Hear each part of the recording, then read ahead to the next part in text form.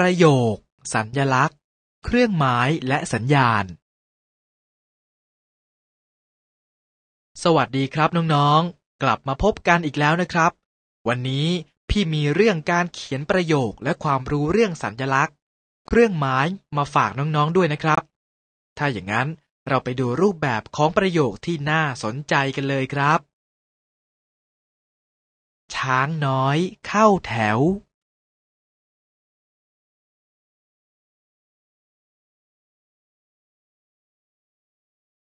ใบโบกตีค้องเสียงดังช้างน้อยระบายสีสวยงาม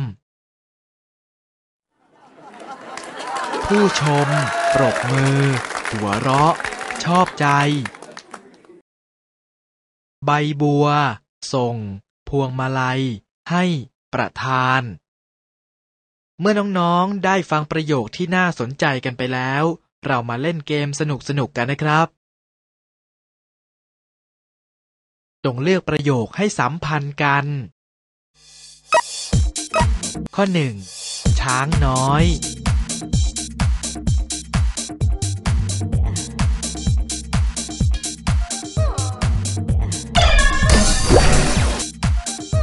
ข้อ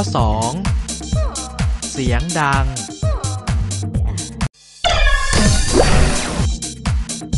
ข้อ 3. ระบายสีข้อ 4. ผู้ชมปรบมือข้อ 5. ใบบัวส่งให้ประธาน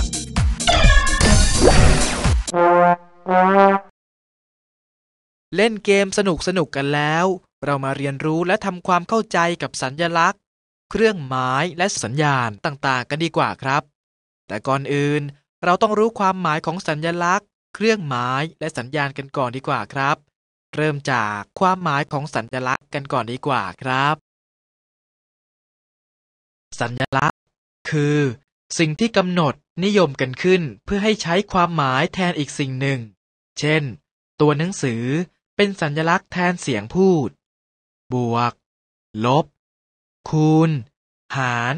เป็นสัญลักษณ์เครื่องหมายทางคณิตศาสตร์ต่อไปเป็นความหมายของเครื่องหมาย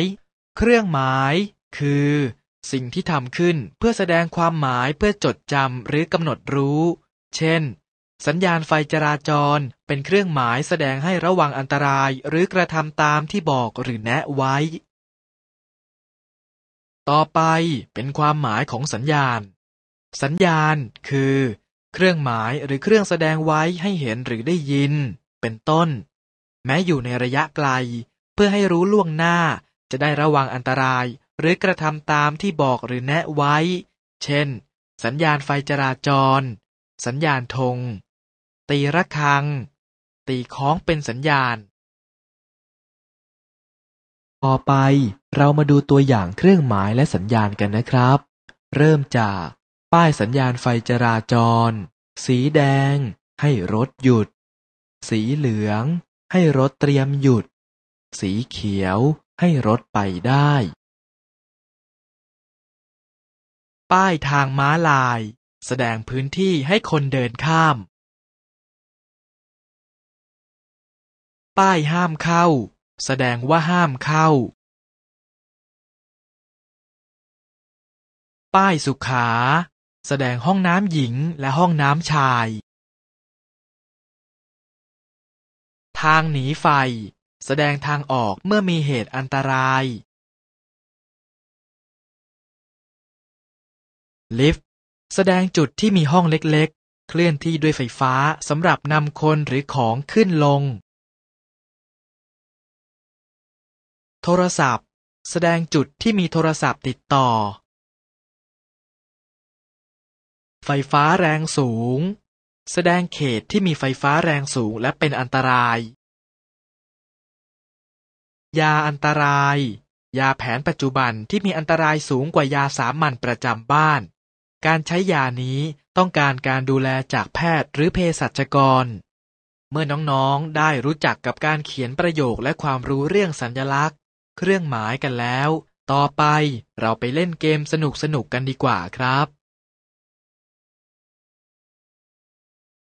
เมื่อเล่นเกมจับคู่กันอย่างสนุกสนานแล้วเรามาทบทวนการเขียนประโยคและความรู้เรื่องสัญลักษณ์เครื่องหมายกันนะครับ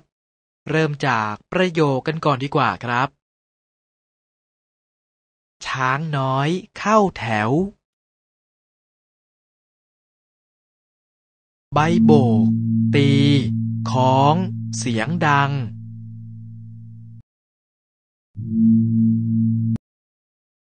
ช้างน้อยระบายสีสวยงามผู้ชมปรบมือหัวเราะชอบใจใบบัวส่งพวงมาลัยให้ประธาน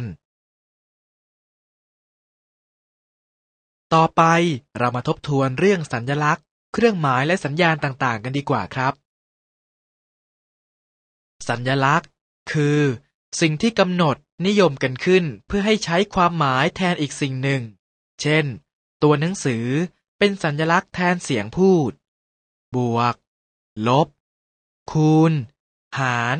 เป็นสัญลักษณ์เครื่องหมายทางคณิตศาสตร์ต่อไปเป็นความหมายของเครื่องหมายเครื่องหมายคือสิ่งที่ทำขึ้นเพื่อแสดงความหมายเพื่อจดจำหรือกำหนดรู้เช่นสัญญาณไฟจราจรเป็นเครื่องหมายแสดงให้ระวังอันตรายหรือกระทำตามที่บอกหรือแนะไว้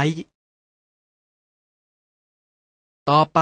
เป็นความหมายของสัญญาณสัญญาณคือเครื่องหมายหรือเครื่องแสดงไว้ให้เห็นหรือได้ยินเป็นต้นแม้อยู่ในระยะไกลเพื่อให้รู้ล่วงหน้าจะได้ระวังอันตรายหรือกระทำตามที่บอกหรือแนะไว้เช่นสัญญาณไฟจราจรสัญญาณธงตีระฆังตีค้องเป็นสัญญาณต่อไปเรามาดูตัวอย่างเครื่องหมายและสัญญาณกันนะครับเริ่มจากป้ายสัญญาณไฟจราจรสีแดงให้รถหยุดสีเหลืองให้รถเตรียมหยุดสีเขียวให้รถไปได้ป้ายทางม้าลายแสดงพื้นที่ให้คนเดินข้ามป้ายห้ามเข้าแสดงว่าห้ามเข้าป้ายสุขาแสดงห้องน้ำหญิงและห้องน้ำชายทางหนีไฟแสดงทางออกเมื่อมีเหตุอันตรายลิฟต์แสดงจุดที่มีห้องเล็กๆเคลื่อนที่ด้วยไฟฟ้าสำหรับนำคนหรือของขึ้นลงโทรศัพท์แสดงจุดที่มีโทรศัพท์ติดต่อไฟฟ้าแรงสูงแสดงเขตที่มีไฟฟ้าแรงสูงและเป็นอันตรายยาอันตรายยาแผนปัจจุบันที่มีอันตรายสูงกว่ายาสามัญประจำบ้านการใช้ยานี้ต้องการการดูแลจากแพทย์หรือเภสัชกรเมื่อน้องๆได้รู้จักกับการเขียนประโยคและความรู้เรื่องสัญลักษณ์เครื่องหมายกันแล้วต่อไปเราไปเล่นเกมสนุกกันดีกว่าครับ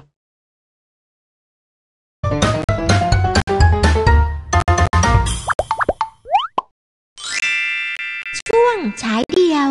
ตอนหากันจนเจอจงเรียงคำให้เป็นประโยคที่ถูกต้อง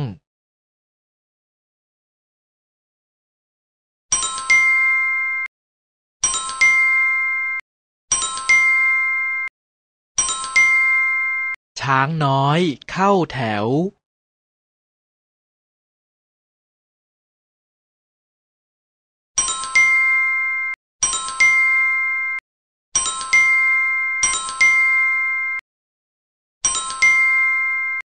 ใบบัวส่งพวงมาลัยให้ประธาน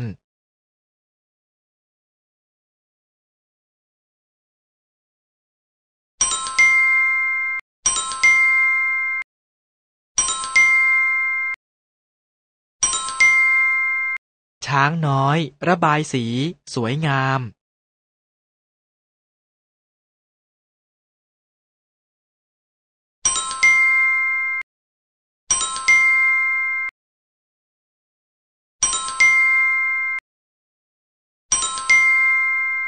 ใบโบก ตีคล้องเสียงดัง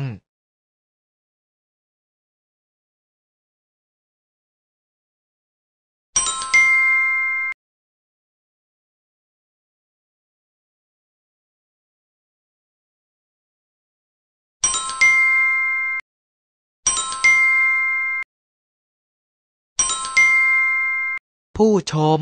ปรบมือหัวเราะชอบใจ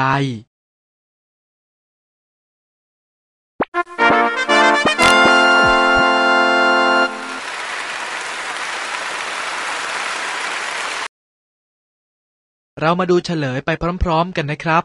ช้างน้อยเข้าแถว ใบบัวส่งพวงมาลัยให้ประธาน ช้างน้อยระบายสีสวยงาม ใบโบก ตีคล้องเสียงดัง ผู้ชมปรบมือหัวเราะชอบใจ